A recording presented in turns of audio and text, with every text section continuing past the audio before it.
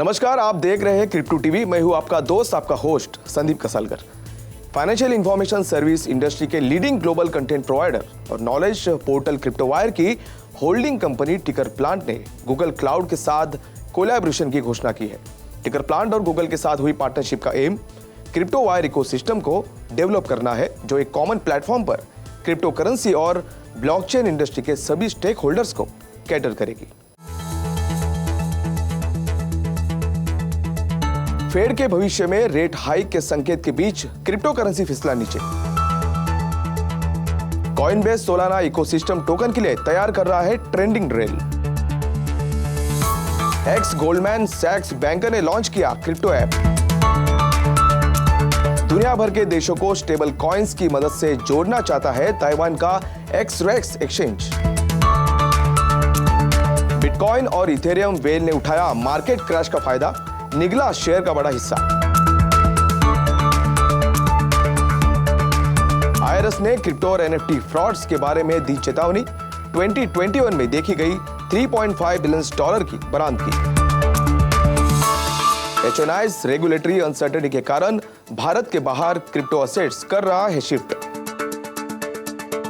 तुर्की के राष्ट्रपति ने रूलिंग पार्टी को दिया मेटावर्स फोरम आयोजित करने का आदेश। विंकलवॉस की जेमिनी गैलेक्टिक को फिनरा से ब्रोकर डीलर की मिली मंजूरी।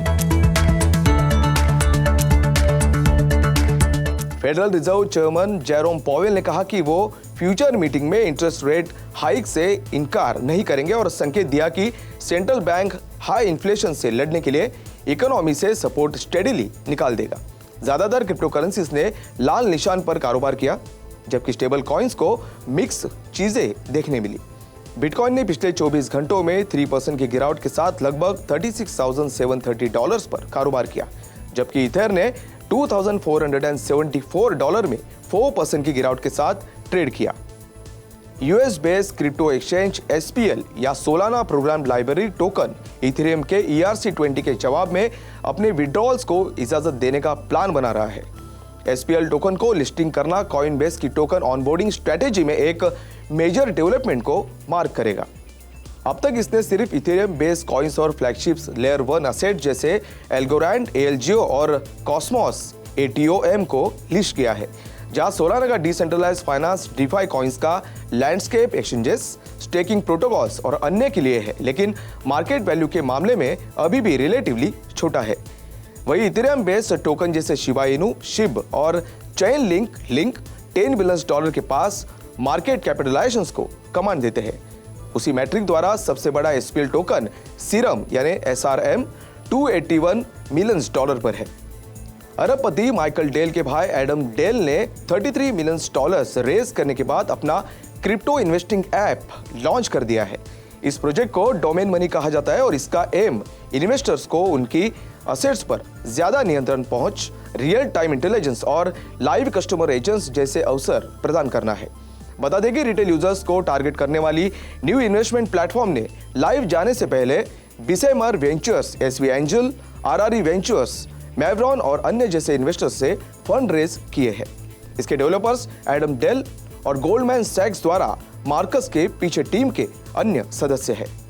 Taipei based trade tech fintechs XREX ने अगस्त में फंडिंग राउंड में $17 मिलियन जुटाने के बाद अब वो इंडिया के फॉरेन रेमिटेंस पर रिस्ट्रिक्शंस को सॉल्व करने के लिए वो स्टेबल कॉइन्स की मदद से इंडिया को दूसरे देशों के साथ जोड़ने के लिए फाइनेंशियल ब्रिज क्रिएट कर रही है। इंडिया में आउटबाउंड रेमिटेंस के अमाउंट पर कैपिटल कंट्रोल होने की वजह से कोई इंडिविजुअल या बिजनेस प्रतिवर्ष लिमिटेड अमाउंट की भेज सकते हैं, जिससे देश में डॉलर की कमी हो सकती है और विदेशों में विक्रेताओं को भुगतान करने वाले व्यवसाय के लिए प्रॉब्लम क्रिएट हो सकती है। इंडिया का लार्जेस्ट ओवरसीज प्रेजेंस वाले देश कनाडा में एक्सरेक्स को recently Canadian financial transactions and reports analysis centre की तरफ से मनी सर्विसेज बिजनेस लाइसेंस मिला है। उदाहरण के लिए कनाडा और भारत के बीच कैपिटल एक्सचेंज को पहले वहां की लोकल करेंसी के साथ जोड़ा जाएगा, फिर वो अमाउंट स्टेबल कॉइन्स में कन्वर्ट कर भेज दिया जाएगा।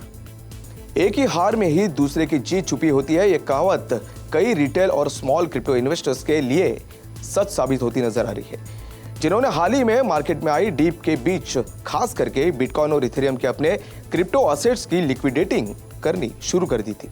आंकड़ों के अनुसार डिजिटल गोल्ड पिछले 6 महीनों में $50,000 से ऊपर से सबसे निचले स्तर पर लगभग 30% की गिरावट के साथ $33,000 पर रहा, जबकि इथेरियम भी $4,000 के स्तर से 40% गिरकर $2,500 की लेवल से नीचे आ गया। ऐसे में regulatory uncertainty and Fed rate hike के साथ अलग अलग फैक्टर्स से शुरू हुई घबराहट बिटकॉइन और इथेरियम वेल के लिए सिल्वर लाइनिंग बन गई है। सेंटीमेंट के आंकड़ों के अनुसार इथेरियम वेल्स ने मार्केट करेक्शन के दौरान लगभग $500 मिलियन का ETH खरीदा है, जबकि पिछले कुछ हफ्तों में एक बिटकॉइन वेल ने $1 बिलियन से ज्यादा की BTC अपने नाम की है।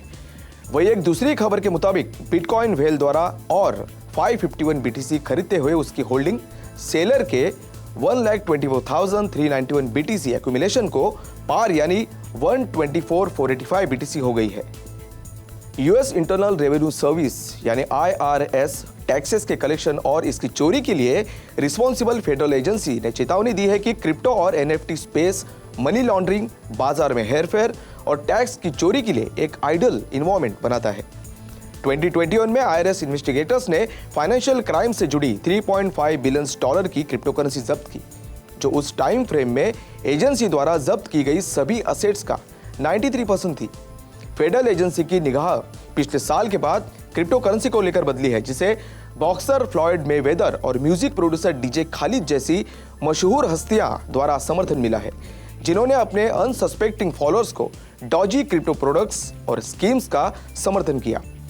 दरअसल IRS चिंतित है कि लोग NFTs जैसी एसेट्स के लिए मिलियंस ऑफ डॉलर्स का भुगतान करते हैं, जो उस तरह के इनहेरेंट वैल्यू के लिए प्रतीत नहीं होते हैं।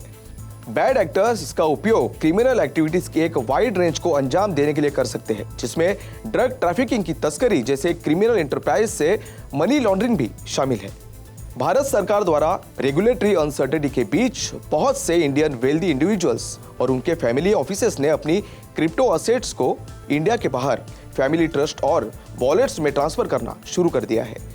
मोस्ट हाई नेटवर्थ वाले व्यक्तियों या HNIs और फैमिली ऑफिसेस ने पिछले 2 सालों में इंडियन क्रिप्टो एक्सचेंजेस के माध्यम से क्रिप्टो असेट्स खरीदी और भारी रिटर्न कमाया है। इंडियन फैमिली ट्रस्ट को सलाह देने वाले सलाहकारों ने कहा कि इन्वेस्टर्स अब अपने जोखिमों को सीधे विदेश में ट्रांसफर करके या उन्हें यहां लिक्विडेट करके और फिर अमाउंट को इंडिया से बाहर की जगहों में ट्रांसफर करके अपने जोखिमों को कम करने की तलाश कर रहे हैं। इस कदम की अर्जेंसी और सीरियसनेस का अंदाजा इस बात से लगाया जा सकता है कि विदेशों में असेट्स को ट्रांसफर करने के कदम से फैमिली ऑफिसेस को नुकसान होगा, क्योंकि इंडिया में क्रिप्टो करेंसी का कारोबार 8 to 10% प्रीमियम पर होता है। तुर्की के राष्ट्रपति ने इस हफ्ते में देश की रूलिंग पार्टी को उनके पोटेंशियल यूज की रोशनी में मेटावर्स और क्रिप्टो करेंसीज की बारीकी से जांच करने और मेटावर्स और वर्चुअल करेंसीज पर एक फोर्थकमिंग फोरम प्लान करने की सलाह दी है। मेटावर्स, क्रिप्टो करेंसीज और सोशल मीडिया के इकोनॉमिक एस्पेक्ट्स को एक फोरम पर एड्रेस किए जाने की संभावना है, जो रूलिंग पार्टी द्वारा आयोजित किया जाएगा। तुर्की में मेटावर्स को लेकर लोगों के बीच इंटरेस्ट बढ़ता जा रहा है। कुछ रिपोर्ट्स के अनुसार तुर्की में हजारों वर्चुअल टेरिटरीज पहले ही गेम बेस्ड मेटावर्स प्लेटफॉर्म में खरीदे जा चुके हैं। बता दें कि तुर्की सरकार ब्लॉकचेन टेक्नोलॉजी, मेटावर्स और स्टेट इशूड डिजिटल करेंसी के लिए ओपन है। क्रिप्टो वायर ने भारत के पहले क्रिप्टो करेंसी इंडेक्स IC15 को लॉन्च किया है। क्रिप्टो वायर एक ग्लोबल सुपर ऐप है जिसमें क्रिप्टो टीवी भी शामिल है। IC15 इंडेक्स का उद्देश्य इन्वेस्टर्स को दुनिया भर के प्रमुख क्रिप्टो एक्सचेंजेस पर listed top 15 widely traded liquid crypto currency के परफॉर्मेंस को ट्रैक करने में मदद करना है।